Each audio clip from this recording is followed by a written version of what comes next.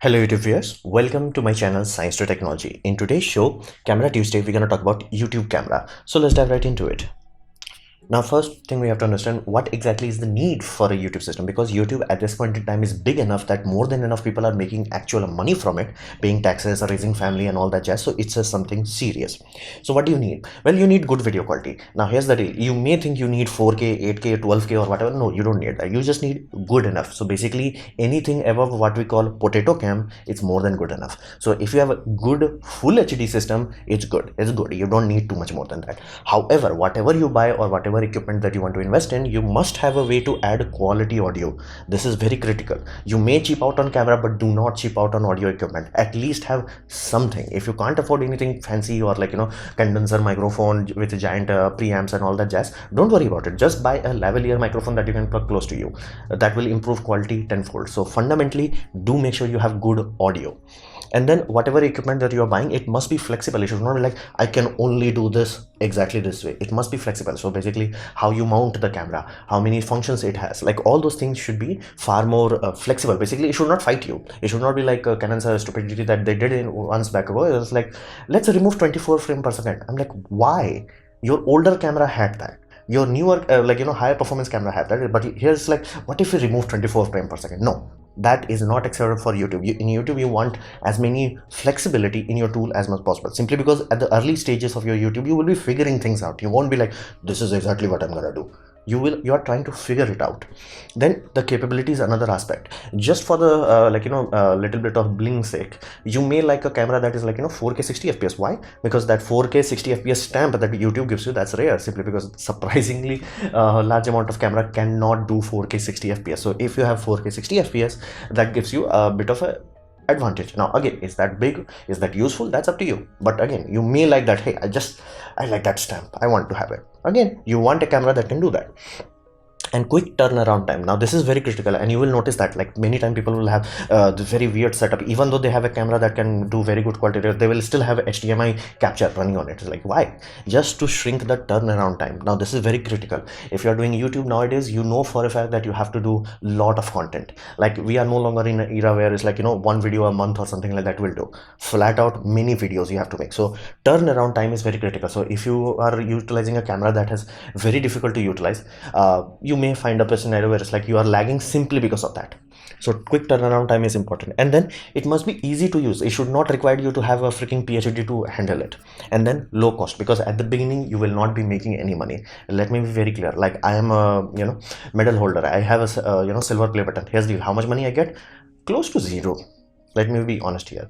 Like you need at least a million subs, then you are like, okay, I can not starve to death. So fundamentally speaking, at the beginning of the time, you need something that is low cost. Now there is one good news: mobile phones. Now here's the deal. If you are looking into it seriously and you're like, okay, I want to buy some equipment on that, a good mobile phone, as in like mobile phone that we classify as either mid-range or high-end, they are very close to low-end camera. This is very critical. It will not beat it. If you do pixel people, you will find that a camera is better, but it's way too close. It's like very, very, very close. And another benefit of that is generally they have much better video shooting capabilities. What does that mean? That simply means you can do 4K 60 fps, which surprisingly few camera can do. They can do much longer recording time, which very few camera can do. And because of the large file sizes, good luck trying to have a system where you can do like 2-hour video recording. You may be like, who does that? More than enough. More than enough, trust me. And then you have the most amazing ability on device editing and uploading. Think of it this way. Let's say you did a system where you had a microphone, lavalier microphone, directly going into a mobile phone, and you did one take. You are happy with it. Or you just did a one long take where you have multiple slots and you're like, this is it. Like this, like I did 3 rehearsals and one of them is amazing. I want to upload that. Here's the deal. If your mobile is mid-range or high-end, all you can do is just go there, trim the fat, and done. Directly upload it. Done. Go home. Sweet dreams. So that is amazing. The fact that you can edit like basic function. I'm not talking like having 10,000 transitions and all that jazz. I'm talking basic, like trimming and applying some very basic effect. Those can be done surprisingly easily. Uploading, not even an issue. Then in terms of live stream, which is a big deal after 2020, that's super easy in mobile phones. Like every basic which mobile phone is gonna run circle around the best camera there is when it comes to live streaming. And another aspect may be that you want to like, okay, I'm using my camera, I'm doing this sort of recording. I want to do live stream. Here's the deal. The mobile phone can also act as a very good webcam. And fundamentally speaking, there is only one webcam that now coming into market, which will still take at least 1 year before anybody could actually buy it, as in like Elgato camera, which is like around $200, which is around 15,000 rupees. That's assuming it is ever even launched in India, and the fact that you can even buy it, because I'm pretty sure it will be out of stock most of the time. So that's good camera. Here's the deal. Your mobile phone is better.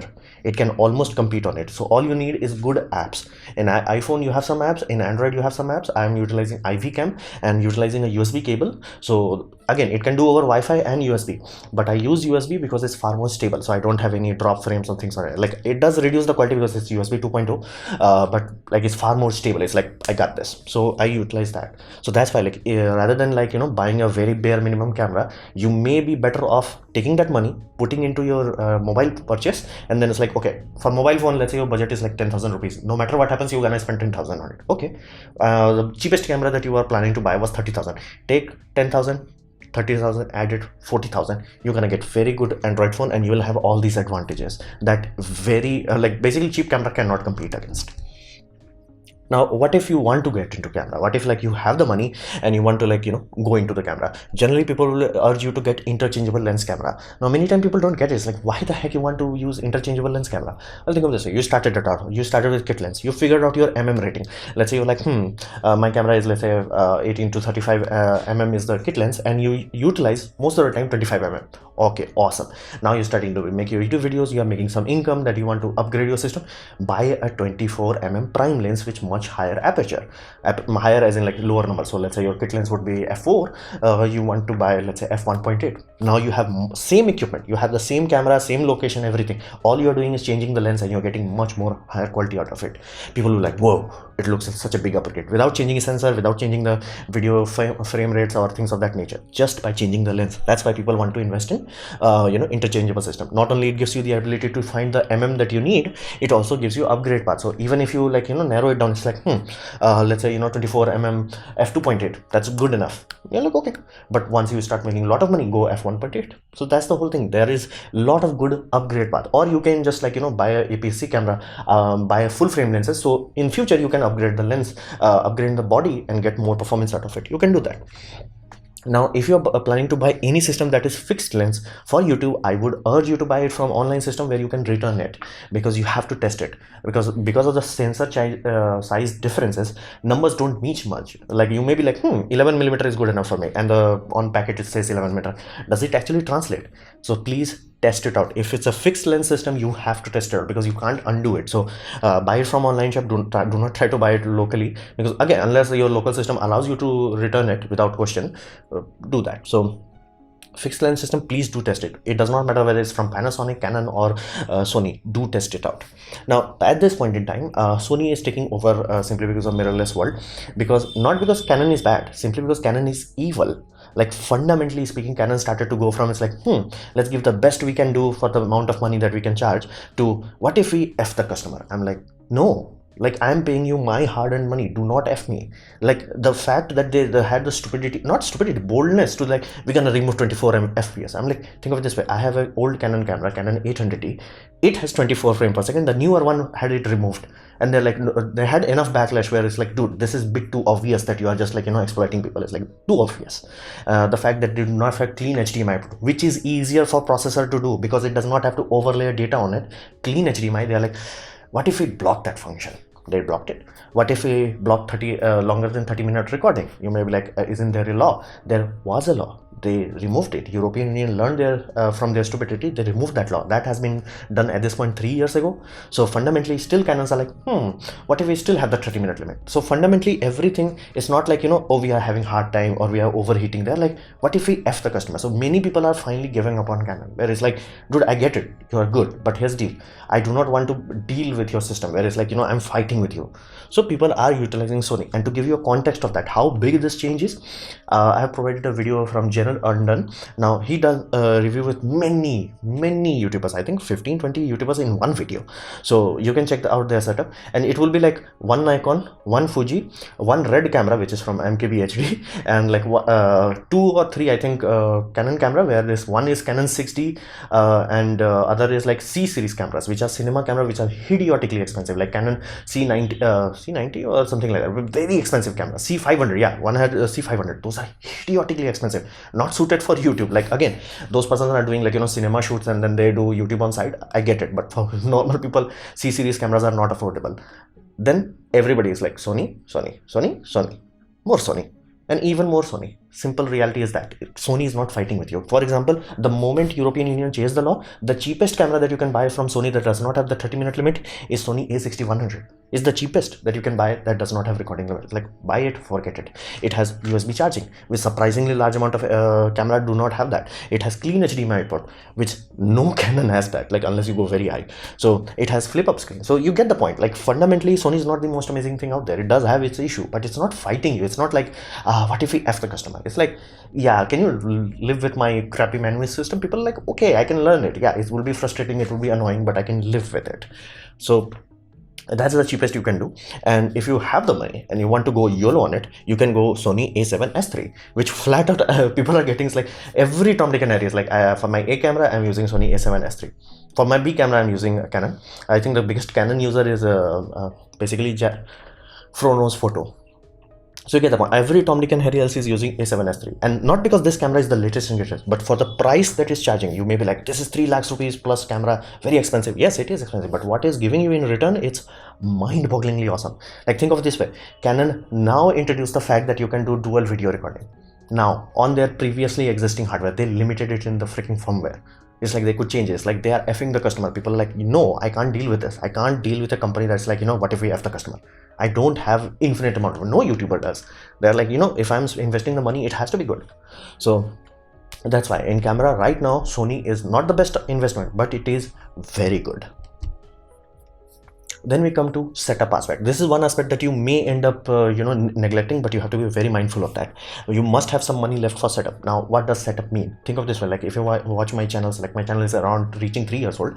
If you watch very old video, like I had a table on top of which I still have the table exactly here, but I used to sit down like this and had a TV right here. It was not a good setup, flat out. It took me quite of time. Like, I was very hesitant of drilling into my wall, but like I realized, no, bad setup. Fix the setup. That improved it. Then I invested in basically mattress. So there are this giant mattress, like 2 huge mattresses that are reducing the echo. So if you find like you watch my old video, you're like, there is an echo, there is a weird kind of echo, simply because we did not have mattress. Then I introduced these things. Again, it does not have any acoustic properties because it's too small, and not to mention I have this giant flat panel that is like, you know, bypassing anything, but it looks cool and it makes me stand out much more efficiently. That's why like people invest in these things. So fundamentally, invest in your setup. It will instantaneously look better, because right now you can buy a good Android phone. I'm talking very cheap end. You can just go into manual mode. Almost all all Android systems nowadays are coming with a system where you can just go into manual mode. Now, like, why I want manual mode? Simply because autofocus is not that good, and you can easily find that people who are not aware of this, they are using video and the camera is like breathing. Camera is just breathing, and that looks very distracting. So just go into manual, and because the sensor size are so small, it does not have shallow depth of field where it's like, you know, oh, you have to be in focus or out of focus. It's like more than good enough. You don't have to worry about it. So get it close enough, and don't, like, you know, try to come close to the camera or go back away. It's like once you are stable enough, manual mode is awesome. And if you have good setup, it will start to look good, as in like really good. You have to invest some money in lights. Like I have 6 tube lights, as in like each tube light is 20 watts. So that's how I'm getting such a, you know, uniform tube. And tube light, not bulbs, so bulbs will have harsh shadow. I utilize tube lights. Sound insulation, lot of sound insulation. Decorations, that's up to you. I have not done any decoration because like people are saying like I should put my YouTube medal here, but I don't like it. But that's up to you. That's up to you. Like, do some time investment in your setup. The better the setup, the better your public retention. Like, this person knows what they are doing. So you have to invest in setup, no matter how trivial it is. Like just the fact that hiding the wires, or like in my case hiding the wire. These are new wire. Like this is a new setup where I'm gonna make a video about it. So doing all these things will directly improve your retention, so to say. So this was my presentation on YouTube camera. Hopefully you have liked it, learned from it. In that case, please click the like button, share it amongst your friends. That will help me a lot. If you didn't like it, didn't enjoy it, I urge you to press dislike, press it twice to show me extra disappointment. Please leave a comment because I do try to reply to all of them. Subscribe, press the bell icon if you're free, and as always, thanks for watching.